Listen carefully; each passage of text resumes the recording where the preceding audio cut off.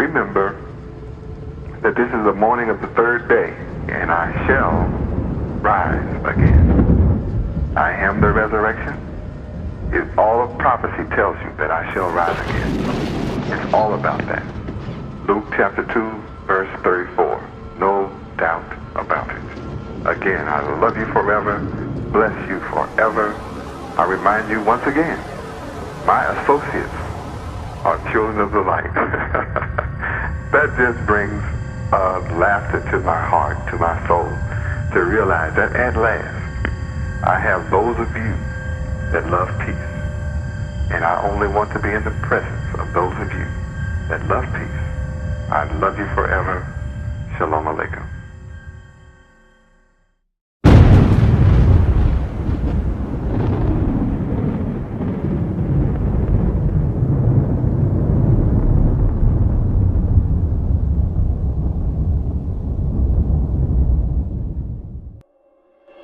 Shalom, and welcome to our 36th annual Feast of Weeks.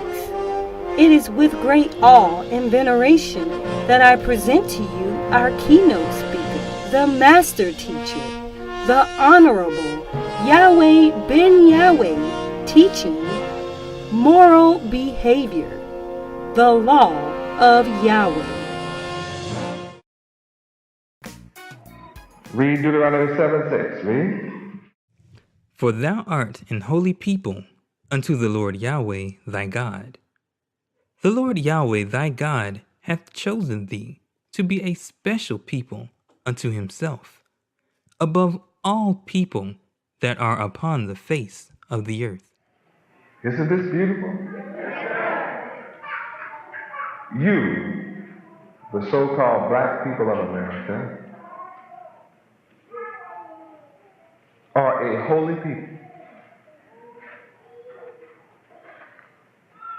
What is your purpose for living? What is your very purpose? Why are you born? You are born for Yahweh's use only. For Yahweh's use only. When you want to receive this blessing,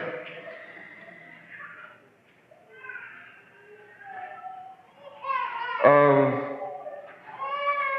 being above all people that are on the face of the earth, see, it's your choice to be that or not. You don't have to be that. If you choose to be an individual, then you're going against what Yahweh chose you to do. The reason he gave you life is for his use only. That's the only reason you are alive. It is to be used by God alone and no one else. And he teaches us not to have any God beside him. Where? Exodus 23, 20 and 3. Let's see. Exodus chapter 20, verse 3.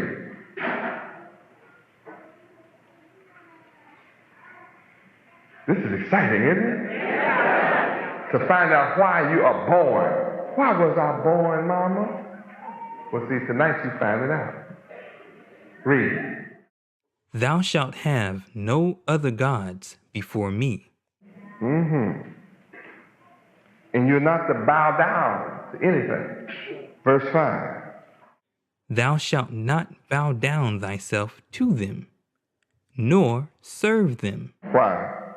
For I, the Lord Yahweh, thy God, am a jealous God. So you're not to bow down to anybody else but Yahweh. But there are women that seek to bow down to men.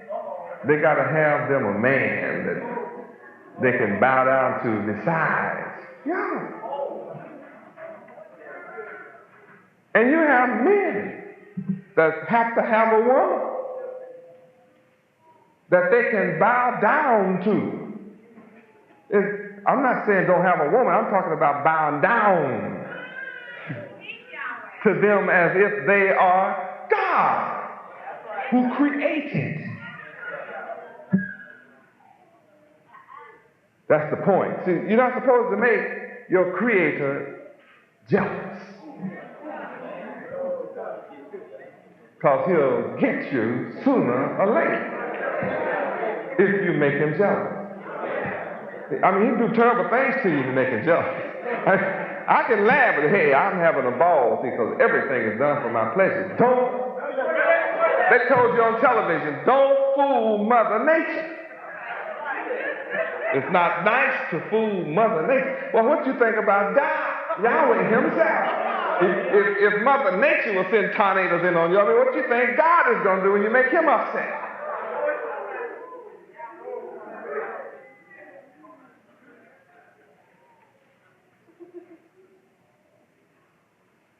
Don't make him jealous.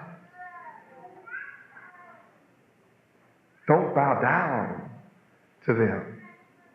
That's a terrible thing to do. A terrible thing to do. Now, you want to be blessed? Know that Yahweh requires us to serve him only. Now, ask yourself the question, who you serve? I'm not going to accuse you. Ask yourself.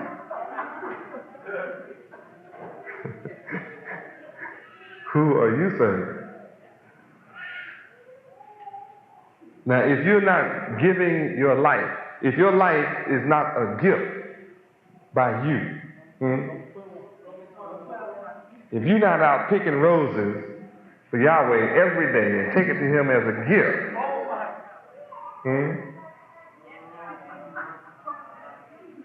with a pure heart, then you can't see Yahweh. Oh, you mean I got to go find some? No, I'm talking spiritually. You don't have to go find me no pink and white and red roses and spend your money giving it to a florist.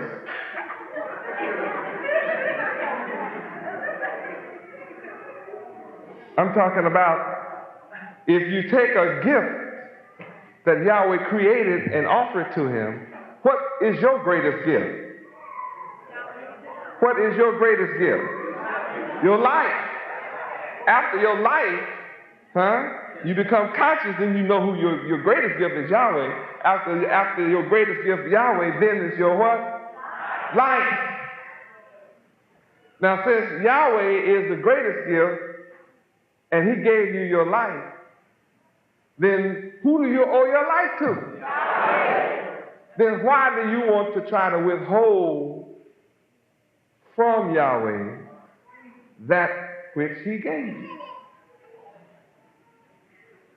How much sense does it make to try to keep from giving to Yahweh that which he gave you in the first place? You want to act like it's your own till you get sick. When you get really sick, you don't act like it's yours. You go to holler. If you know his name, you holler Yahweh. If you don't know his name, you holler, oh Lord, how much that? And then you act like you know who you are too. On your child. You know I'm your child, Lord. You ought to stuff you upside the head. Look.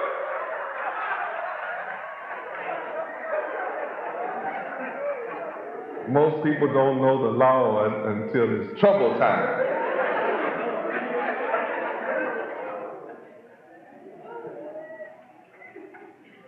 If the Lord you were calling on was real, he'd have to tell you something. Look, why don't you ever call on me when you're happy and don't need anything? Every time I hear from you, you need something. Some of y'all can plead so hard, you have the Lord crying.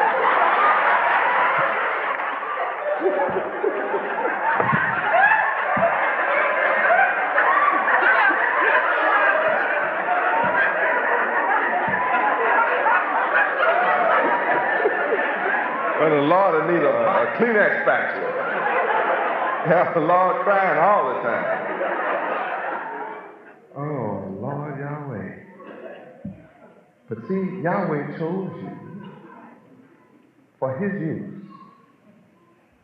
And if you give yourself to Yahweh to use, he'll just bless you.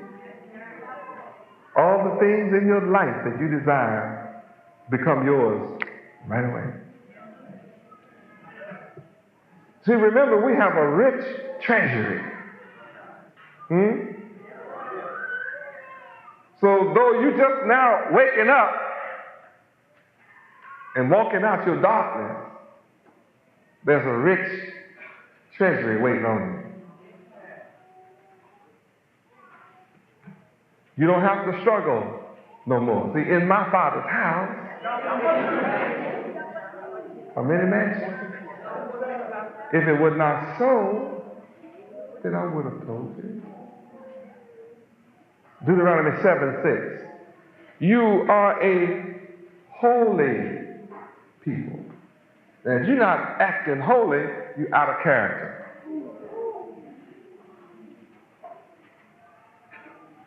You must live up to your character, which is holiness. Now, you don't get holy by coming down, getting on the altar, and snotting all over our carpet, foaming at the mouth and spitting all over my carpet. Now, I'm going to send you a cleaning bill you can carry on around.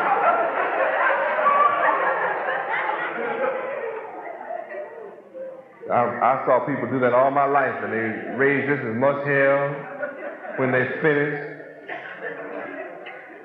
Get up, wipe all that snot off, and go back, go right out that door, raising hell. Talking about people. You seen anybody like that? Leviticus 11:44 tells you how to get holy.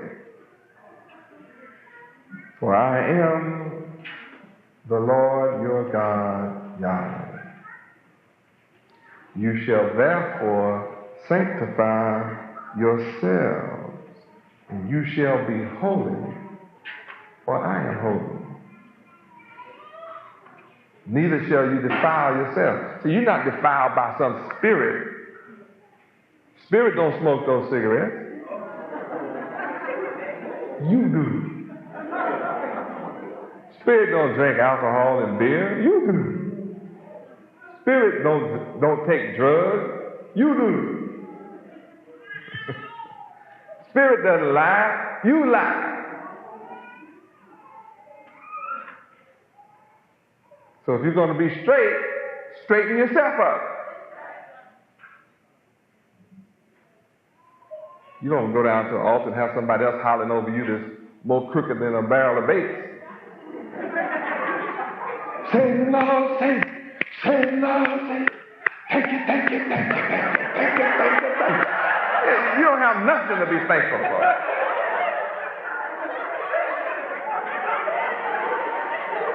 You're still a crook.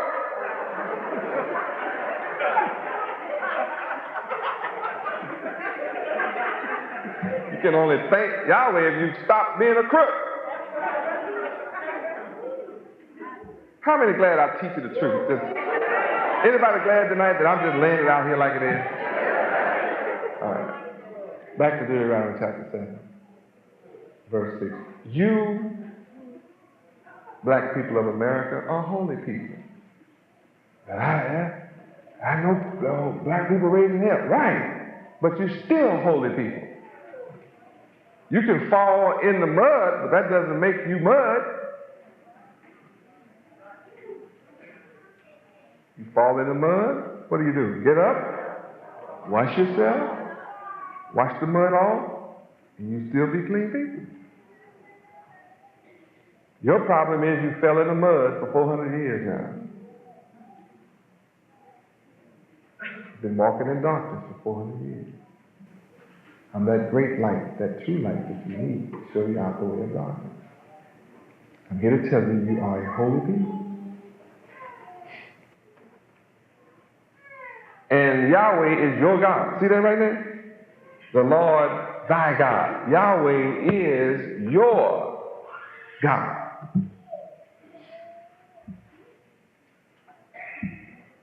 And Yahweh, your God, has chosen you to be a special people.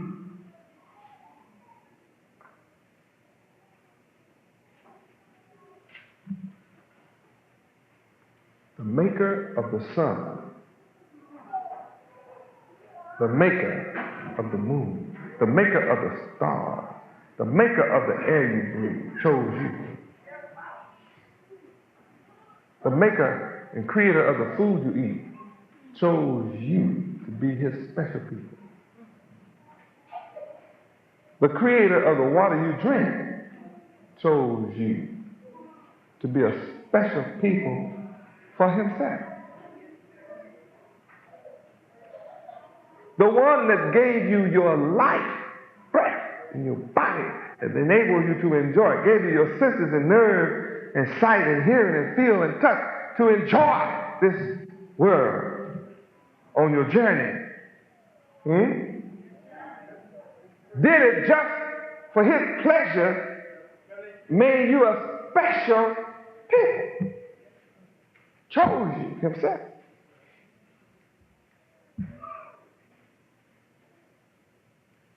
And he chose you above all the people that are on the face of the earth.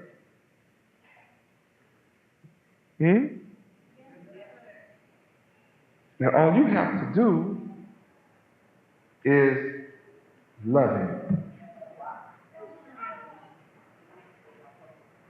And when you love him, you'll keep his word. Now look up here in verse 9.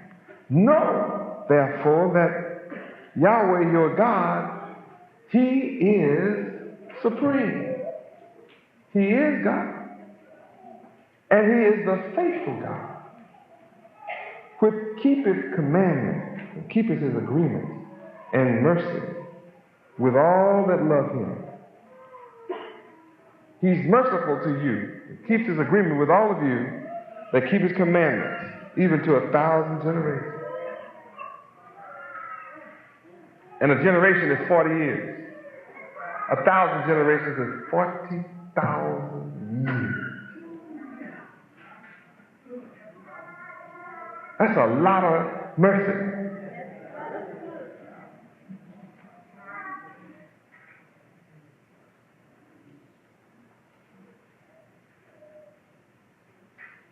If you and your children keep Yahweh's commandments, he'll have mercy on you and bless you for 40,000 years. And at the end of that 40,000 years, if you're still doing it, he'll do it another 40,000 years. And it just goes on and on.